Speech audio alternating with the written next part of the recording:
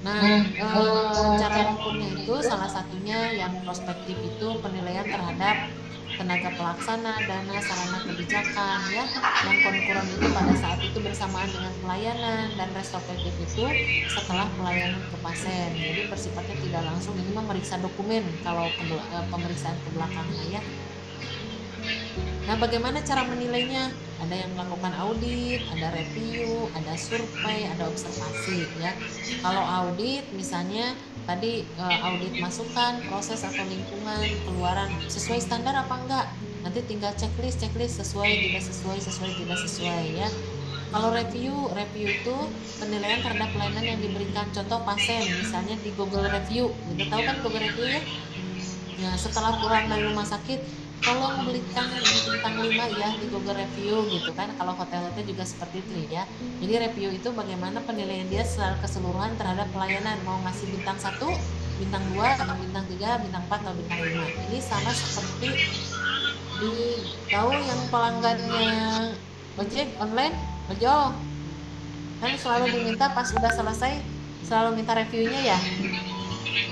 Ya, bintang 1 atau bintang 5. Nah, ini rumah sakit juga suka ada di bagian kasir pas saat pasien pulang, Ibu boleh ya minta reviewnya nanti di Google Review kasih masukan. Nah, ini review di Google Review itu dinilai sama Kementerian Kesehatan sama Kemenpan RB untuk rumah sakit ya.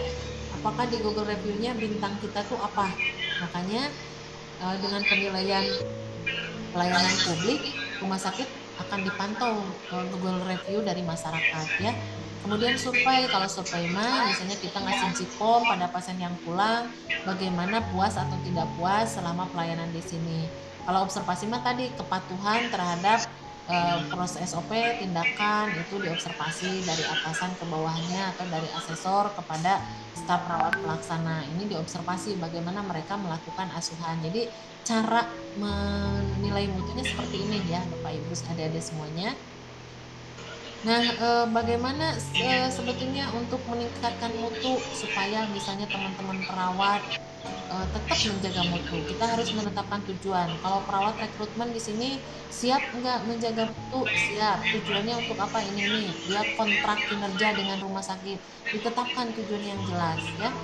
Kemudian yang kedua memperakarsai menentukan kembali budaya kerja di sini seperti apa. Oh misalnya 5S dengan salam di rengkuh gitu ya, dengan senyum, salam, sapa, simetris dan sebagainya itu budaya kerjanya. Kemudian dikomunikasikan kepada staf itu secara efektif dan konsisten.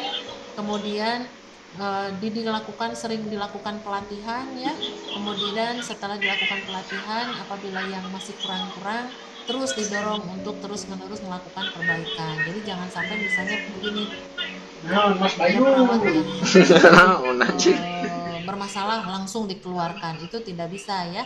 Jadi kalau ada perawat bermasalah, misalnya dipanggil dulu kenapa bermasalah, kemudian oh ternyata dia kurang pelatihan ningali manen dilatih, teu urang oh anjing. misalnya dia kurang pelatihan keterampilan dilatih keterampilannya, kurang pengetahuan diberikan pengetahuan, kurang misalnya Kan dari saya di sikap sini, dari diajarin saya di bagaimana sikap menjadi seorang profesional. Nanti dicek lagi, oh ada lagi melakukan kesalahan yang kedua, baru misalnya dilatih ulang terus sampai ketiga kalinya. Kalau sudah teguran 1, teguran 2, teguran 3, beliaunya misalnya tidak ada perubahan perawatnya, baru kita putuskan apakah dia misalnya mau diskor, di SP surat peringatan, ataupun misalnya dianjurkan untuk mengundurkan diri, atau kalau misalnya bermasalahnya banget gitu ya, itu bisa dilakukan pemutusan hubungan kerja. Jadi kalau kesalahan satu kali itu jangan sampai langsung langsung divonis ya, tapi harus diupayakan dulu semaksimal mungkin, dibina dulu ya. Kalau ada yang kesalahan dibina dulu 1 kali, dibina 2 kali, dibina 3 kali, biasanya maksimal 3 kali. Kalau sudah 3 kali tidak bisa dibina ya dibinasakan ya, dibinasakan itu PHK atau dikeluarkan. Jadi karena dia tidak mau berubah gitu ya. Kalau misalnya dia berubah mah tidak ada masalah gitu ya. Yang penting dia mau berubah untuk ke arah yang lebih baik ya. Kemudian selanjutnya, nah ini ya, bagaimana sih Bayung cara Abdullah. meningkatkan kualitas? Kita harus tetap sesuai dengan trilogi Juran ya, harus rumah sakit bidang perawatan harus terus menyusun standar, menyusun SOP, menyusun uraian tugas, menetapkan indikator-indikator tuh tiap tahun di review ya, ada semuanya. Jadi kayak kemarin kita komite mutu rumah sakit, di rumah sakit itu ada namanya komite mutu rumah sakit. Nah, komite mutu itu dia menetapkan indikator mutu, misalnya gawat darurat. Misalnya indikator mutu gawat darurat, misalnya waktu tunggu gawat darurat itu kurang dari 5 menit. Yang tidak gawat tidak darurat kurang dari sekian. Periksa lab berapa menit, periksa radiologi berapa menit. Nah, ini indikatornya ditetapkan bersama dengan komite mutu. Nanti kalau sudah ditetapkan akan dipantau tiap bulan tercapai apa enggak gitu indikatornya ya. Jadi ada tiap unit kerja, ada IGD, ada rawat inap, ada rawat jalan, itu ada indikator mutunya. Ya inilah yang harus dipatuhi oleh semua orang ya. Kemudian setelah planning dilaksanakan dikontrol, dibimbing perawatnya ya, di DRK kan kalau ada kasus-kasus, ada diskusi refleksi kasus, dimonep, dievaluasi, disupervisi gitu ya.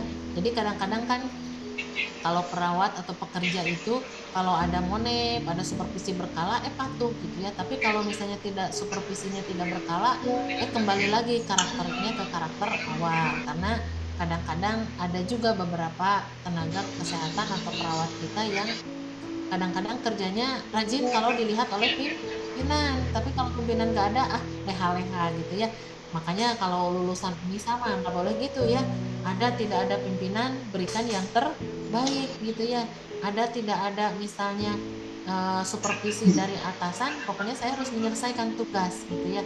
Nah, konsisten bahwa saya bekerja datang pulang tepat waktu, jangan karena melihat takut atasan, tapi memang saya tidak mau korupsi waktu dan itu bertanggung jawabannya kepada Allah yang Maha Kuasa. Jadi harus takutnya karena Allah bukan karena atasan ya. Jadi seperti adik-adik naik motor, tahu naik motor? Adik-adik pakai helm ya? Pakai Bu, Nah, kalau kenapa pakai helm? menjaga kepala Bu, Bukan kepalanya takut ditilang. ya Ya, keduanya Bu. ya. Jadi kalau adik-adik pakai helm naik motor berpikiran itu untuk menjaga kepala apabila takut terjadi kecelakaan itu sudah betul. Jadi jangan sampai punya konsep eh, pakai helm karena takut ditilang polisi gitu ya. Padahal pakai helm itu untuk kepentingan pribadi kita ya. Nah, kepentingan pribadi kita artinya ada tidak ada polisi, ada harus patuh menggunakan helm. Ada tidak ada polisi, ada kalau lampu merah harus berhenti.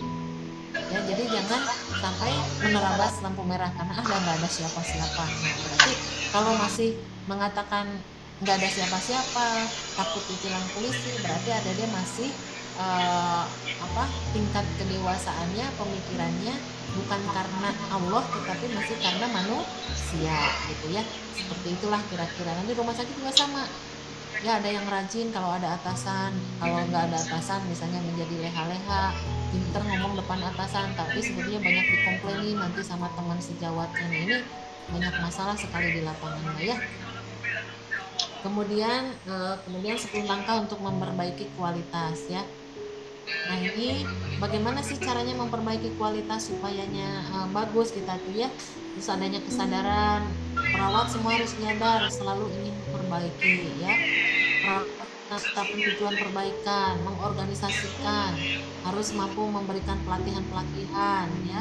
Bagaimana dilatih teman-teman di lapangan untuk menyelesaikan masalah. Kemudian kalau ada peningkatan harus dilaporkan. Kalau ada yang berprestasi diberikan penghargaan. Kalau hasil pelayanan itu mau baik mau jelek harus disampaikan kepada staf ya. Kemudian kalau hasilnya yang baik disimpan dan dipertahankan. Kemudian selalu ingin melakukan perbaikan. Ini untuk menjaga mutu pelayanan keperawatan ya. Nah, ini eh, ada juga menilai mutu itu dengan cara audit ya. Audit mah biasanya terstruktur. Jadi audit itu analisis tentang proses asuhan keperawatan, apakah asuhan keperawatan ini efektif atau efisien. Biasanya ini oleh bidang keperawatan atau komite ya dari semuanya. Misalnya setahun 2 kali, setahun 3 kali, setahun 4 kali dilakukan, misalnya setiap 3 bulan dilakukan audit keperawatan ya. Audit itu kepatuhan perawat terhadap pelaksanaan asuhan keperawatan, ya, kemudian kepatuhan perawat terhadap tindakan SOP tindakan keperawatan, ya, dan survei kepuasan pasien. Nah, ini selalu didata. Nanti di data itu mengevaluasi tujuannya untuk ini, ya, untuk sampai kadang-kadang dipakai untuk penelitian kalau hasil hasil dari audit keperawatan itu, ya. Kemudian yang diaudit apa saja manfaatnya bagi rumah sakit. Ini ya sebagai data pengkajian terhadap efisiensi pelayanan.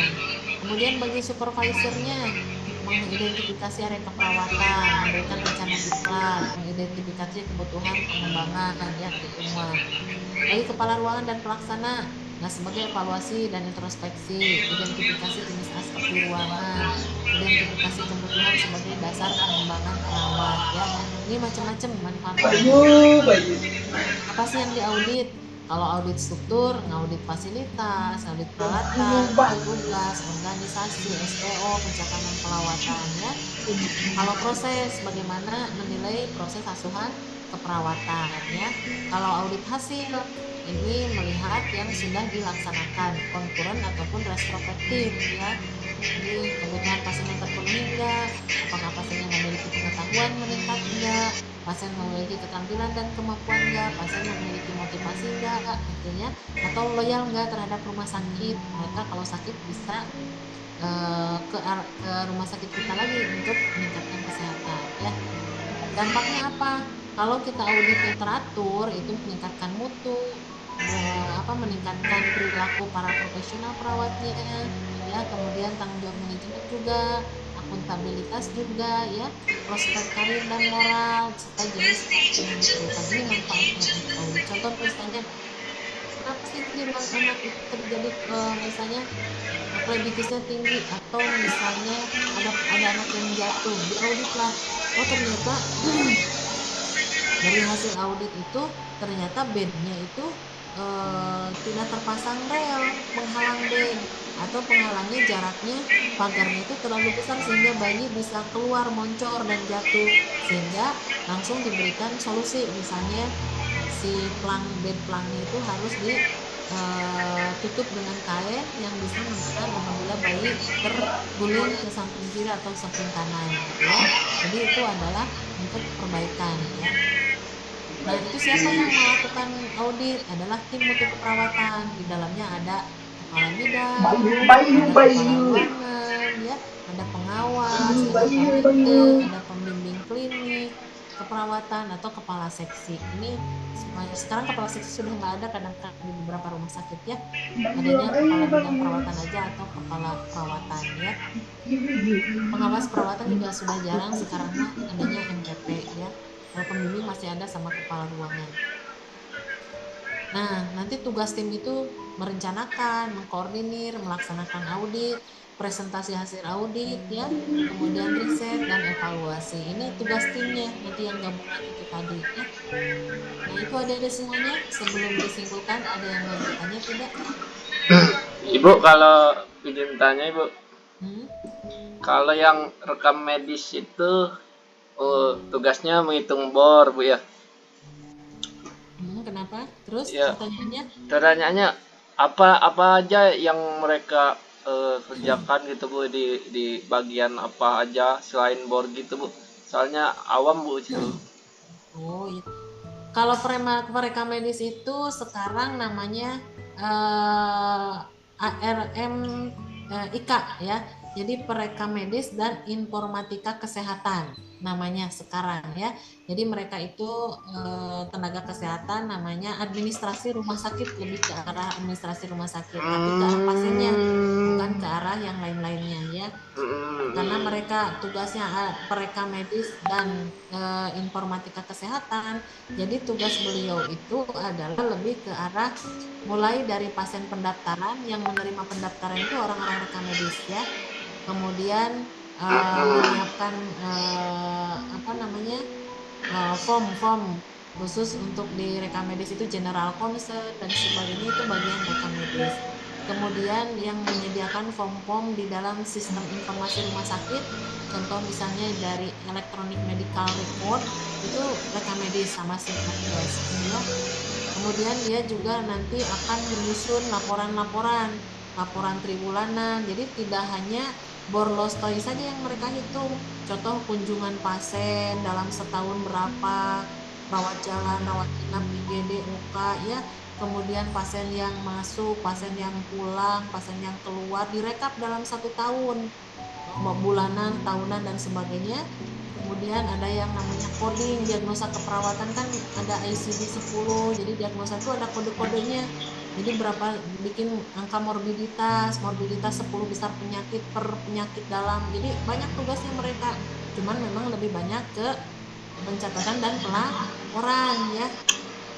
Terus bikin grafik, bikin apa yang sebagai bahan laporan rumah sakit sampai dengan misalnya indikator-indikator tadi ya, bor lostoynya ya, nanti diberikan laporannya setiap triwulan kepada direktur rumah sakit. Nanti direktur akan melihat laporan pelayanan di seluruh rumah sakit itu seperti apa di semua unit kerja. Itu adalah tugas dari seorang perekam medis dan informatika kesehatan. Begitu Bayu ya. Oh iya Ibu, sama susahnya ya Bu ya, sama perawat Bu ya.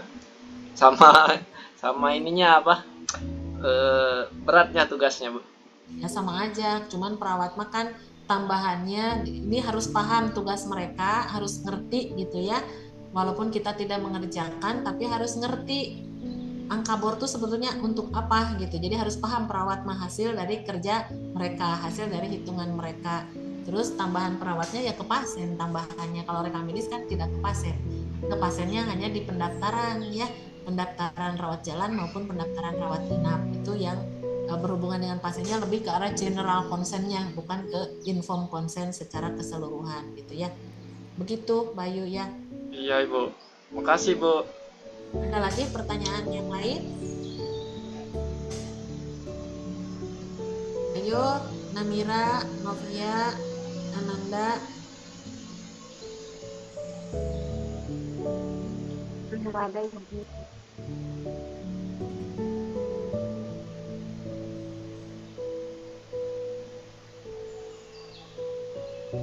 Ayo sebelum disimpulkan nih sudah jam 15. Belum ada Ibu.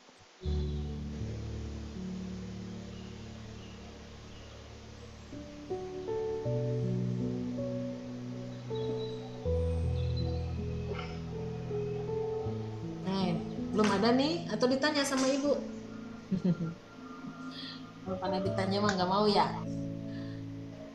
Oke, karena waktunya sudah jam 3 ya, kita sudah ngajar tadi udah 1 jam lebih, udah 1,5 jam. Ibu bisa simpulkan bahwa memang pelayanan yang baik itu ya adalah pelayanan yang berorientasi terhadap upaya peningkatan mutu untuk memenuhi harapan atau kepuasan pelanggan. Pelanggan kita siapa? Pelanggan kita adalah pasien dan keluarganya ya. Mutu itu tadi yang kedua sulit didefinisikan karena masing-masing mempunyai sudut pandang yang berbeda tergantung latar belakang budaya seperti tadi ya, antara mutu dengan di pasien VIP dengan mutu yang pasien yang di kelas 3 mungkin pandangan mereka kepuasan itu relatif gitu ya. Namun esensi mutu dan aplikasinya dalam pelayanan kesehatan itu dapat diukur tadi ya, indikator mutu keselamatan pasien, kemudian dimonitor dan dinilai hasilnya ya, baik indikator personal hygiene, indikator mutu rumah sakit, borlosto ya, GDR, angka kematian, angka ini itu adalah indikator mutu yang bisa diukur ya. Nah, kemudian beberapa prinsip dalam penjaminan mutu yang harus diikuti adalah fokus yaitu kepada pasien, kepuasan pasien dan keluarganya ya. Tapi kita juga harus melakukan analisisnya secara ilmiah. Terus kalau ada masalah harus ada perbaikan secara terus-menerus. Kemudian kita juga harus membangun tim untuk mengambil keputusan itu harus bagaimana. Jangan oleh one man show. Jadi seorang leader itu mampu menggerakkan seluruh stafnya untuk bisa berkembang bersama-sama, memikirkan bersama-sama. Jadi tidak hanya keputusan seperti apa itu keputusannya itu menjadi masukan dari seluruh pihak gitu ya. Jadi kalau misalnya perawat harus memahami ini karena suatu saat adik-adik akan menjadi bagian dari pelayanan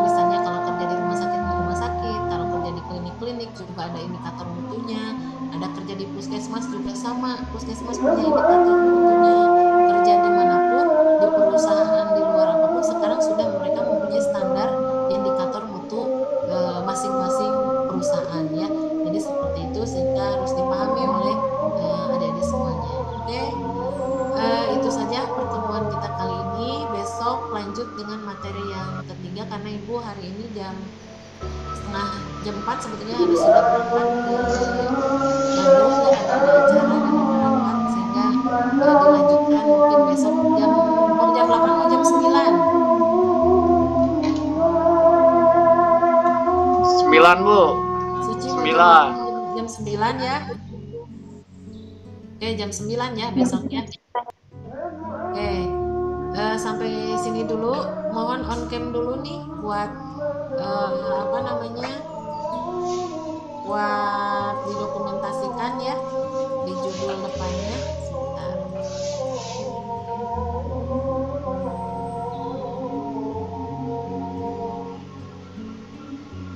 Bisa on cam dulu sebentar, Ibu mau dokumen dulu. Ini lagi pada di mana nih? Rumah Bu. Di rumah ya. Ya on cam dulu nanti sebagai laporan kepada ini on cam di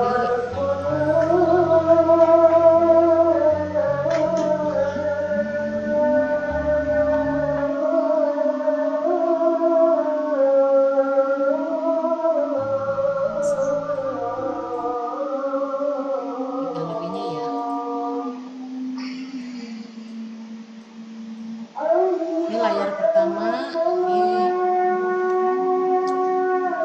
layar kedua ya.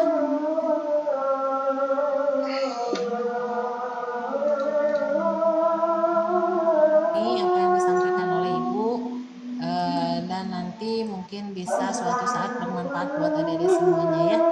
Terima kasih. Wabillahi taufiq wal hidayah. Assalamualaikum warahmatullahi wabarakatuh. Waalaikumsalam warahmatullahi wabarakatuh.